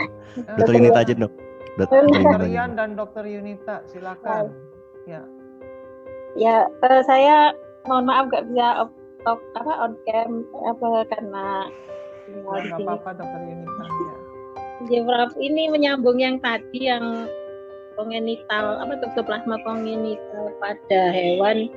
Tadi Pak Didik menyebutkan kambing ya, tapi saya pernah membaca penelitian itu telur ayam itu bisa mengandung tokso. Nah itu memang maksudnya dari ayam itu bisa masuk ke telurnya itu, terus ini kan juga bisa menjadi sumber infeksi ya, karena kayaknya banyak orang itu suka makan telur ayam setengah matang itu. Jadi dan dikaitkan dengan tadi 50 derajat itu sudah bisa membunuh sebagian besar tahizoid. Masih ada toleransi untuk makan telur ayam setengah matang itu masih aman kalau derajat kematangannya bagaimana gitu. Kemudian juga saya pernah membaca penelitian dari UGM juga terdeteksi di sate. Orang penjual sate itu dagingnya di PCR itu positif toksoplasmanya. Nah ini juga ya sate itu kan ada yang memang matang, tapi juga kadang ada yang kelewatan 1-2 itu kayak kematangannya kurang gitu. Juga sama memang dari pembakaran sate itu memang masih belum bisa mematikan gitu Pak. Terima kasih Prof. Agnes kesempatannya. Dokter Yunita, Dokter Rian sekalian. Iya sebenarnya mirip-mirip ya Prof. Jadi kalau tadi kan dijelaskan pada hewan juga kemungkinan ada ya, pasti ada, tapi diabaikan. Nah pertanyaan saya kalau di kita itu terutama yang daging-daging import itu apakah ada di screening toksoplasma atau tidak Pak? Atau kayak misalnya kemarin Pak Didi cerita yang unggas itu, nah itu apakah saat masuk ke Indonesia itu juga diperiksa seperti itu atau tidak? Kemudian yang kedua pertanyaan saya, kalau tadi pencegahannya salah satunya ya dimasak hingga matang gitu, untuk bradyzoidnya itu sendiri apakah juga bisa mati atau hanya takizoidnya saja Pak? Itu sih Pak Didi. Dipersilakan Pak Didi. Ya terima kasih. Betul, beberapa laporan memang menginformasikan bahwa ditemukan toksoplasma pada telur. Nah, cuma yang kurang dari informasi itu adalah tidak dijelaskan apakah ini live, hidup atau tidak, bradyzoid ataukah takizoid. Kalau kita lihat prinsipnya, seperti kami sampaikan tadi, dia menginfeksi semua sel berinti. Nah, telur ayam itu pada dasarnya adalah ovum. seperti pada manusia, dia adalah ovum yang kalau pada manusia ada menstruasi, ya. Nah, ayam ini juga sama. Jadi telur ayam itu sebenarnya ya telur mens pada manusia itu. Jangan nanti terus nggak jadi makan telur. Ya. Jadi sebenarnya sama. Jadi kalau sel ini terinfeksi, ya kita akan temukan toksoplasmanya di dalam situ, di dalam telur. Kalau telur itu telur yang infertil, ya, telur yang tidak dibuahi,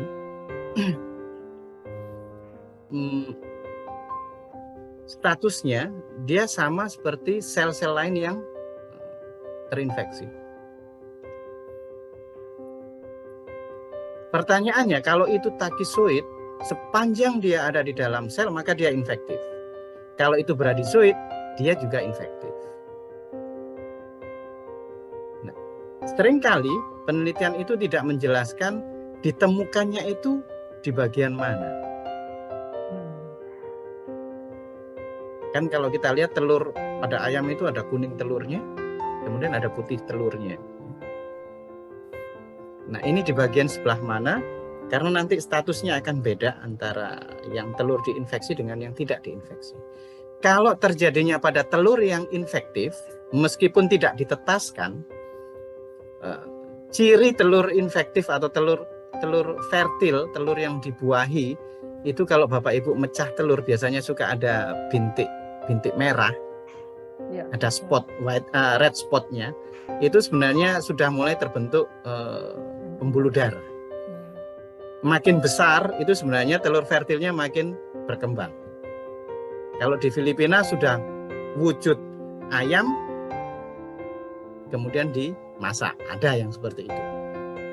Tapi kalau di kita kalau ada merahnya itu sebenarnya dia telur yang fertil. Nah, kalau yang telur fertil itu ada kemungkinan masuk ke dalam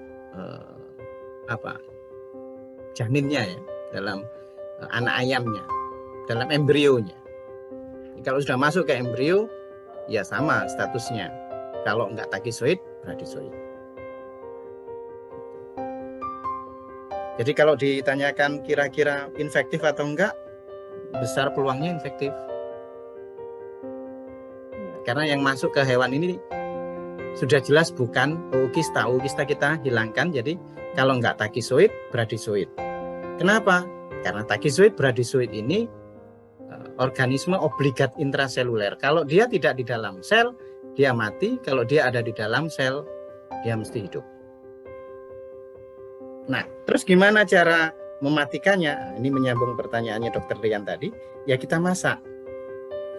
Makanya kita mempersyaratkan well done itu bukan apa-apa. Dengan temperatur 50 derajat 30 menit, itu baik takisoid maupun bradisoid bisa dimatikan. Nah, ada sebenarnya cara yang lain yang biasa dipakai di negara-negara luar, itu dengan dibekukan. Tapi rakyat kita ini tidak suka daging beku. Jadi itu masalah. Kalau di luar dengan dilayukan dan dibekukan, tapi di masyarakat kita ini nggak suka dilayukan dan nggak suka dibekukan. Jadi satu-satunya jalan masak, well done. Iya betul.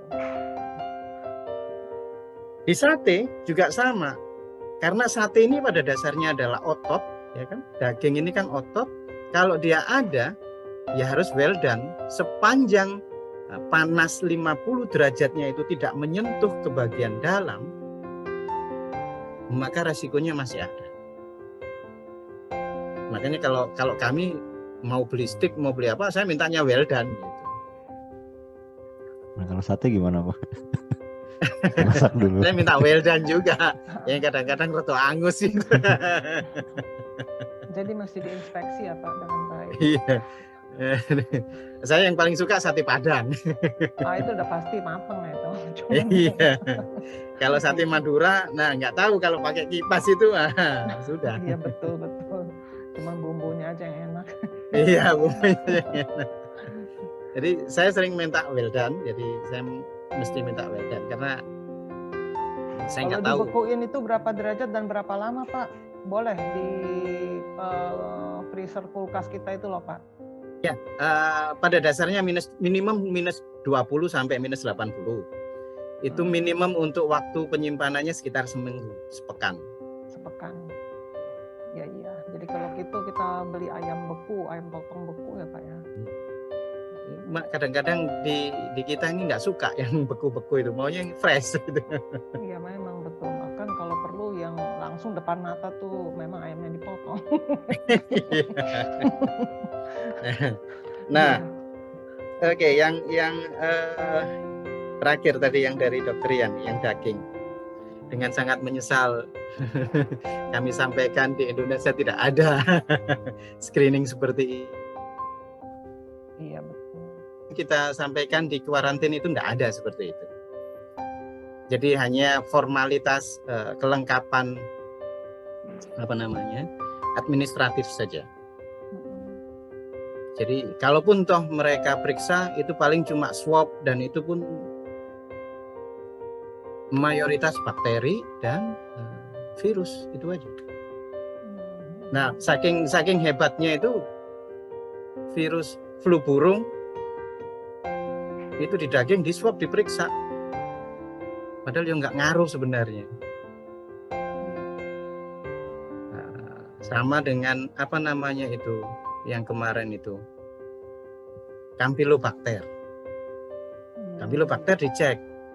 Saya itu kalau bertemu teman-teman sampai saya bergurau, kalian tuh makan daging mentah enggak sih? Ya enggak lah Pak, tak masalah. Emang Campylobacter masih hidup. Dalam hati saya, Campylobactermu mati, toksomu lo tuh masih hidup.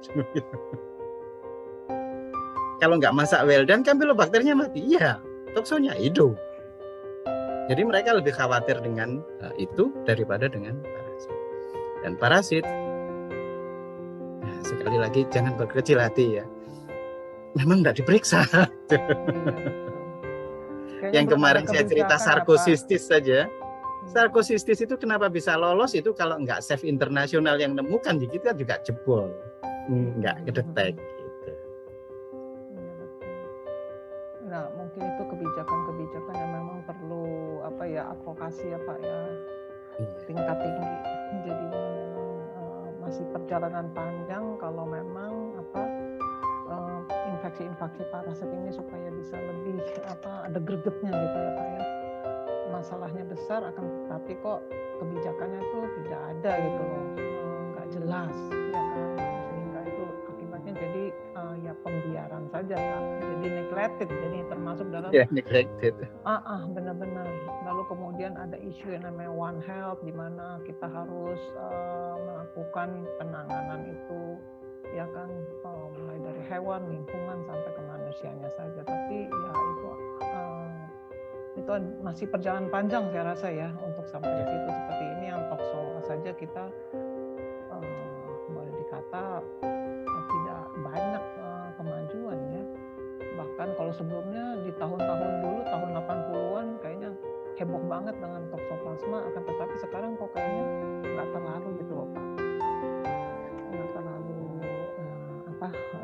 dengungnya itu masih kurang. Nah mungkin ya tentunya dengan adanya parasitologi klinik, kemudian nanti ada pula yang namanya P4I, kemudian ada juga dari teman-teman dari veteriner ya tentunya kalau ini bisa menjadi satu, bisa gaungnya lebih kuat Pak jadinya.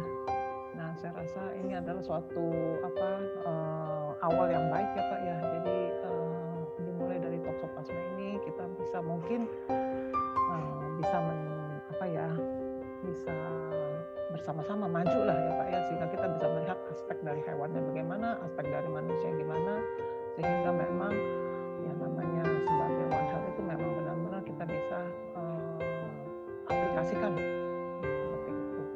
Baiklah, karena waktu sudah ini juga ya, sudah waktunya ya hampir mendekati 10.30, saya rasa kita sudah tidak banyak waktu lagi. Kalau misalnya masih ada pertanyaan-pertanyaan, dipersilakan untuk menghubungi Pak Didi langsung, boleh ya Pak ya, untuk menghubungi langsung ya Pak ya. Kalau masih ada pertanyaan-pertanyaan, Dan kami mengucapkan terima kasih banyak kepada Pak Didi atas diskusi yang sangat menarik ya, dan juga data serta kuliah pada hari ini tentang toksoplasma. Dan terima kasih juga atas kehadiran dan kesediaan dari Prodi Parasitologi Klinik untuk menjadi host ya pada pagi hari ini. Akhir kata, selamat pagi semuanya, selamat bekerja. Terima kasih Pak Didi, terima kasih untuk semuanya. Kita foto bersama dulu sebelum mengakhiri sesi ini ya Pak ya. Boleh. Ayo. Dokter Yan, bisa foto Dokter Yan? Dokter Yan. Buka ini dong, buka kameranya. Dipersilakan. Dokter Yan sedang bersama komputer nggak? Laptopnya? Ya. Ya, kita foto ya. 1, 2, 3. Oke, sudah Dokter Yan. Terima kasih Pak Didi. Baiklah, terima kasih Pak Didi. Pak Didi. Akhir kata, Assalamualaikum warahmatullahi wabarakatuh. Selamat pagi. Waalaikumsalam. Salam sejahtera, Om Swastiastu, Shalom, Namo Buddhaya. Terima kasih banyak Pak Didi. Terima kasih Prof. Terima kasih Pak Didi. Itu. Untuk yang Kenapa, sayang? ini, kami mau lanjut dengan rapat staf ya Pak di departemen ya Pak. Kami mohon izin Prof untuk live teman-teman semua, kolega-kolega semua, selamat siang, selamat beraktivitas.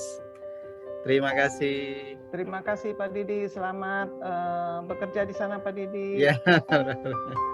Dan menikmati Jogja ya Pak Didi.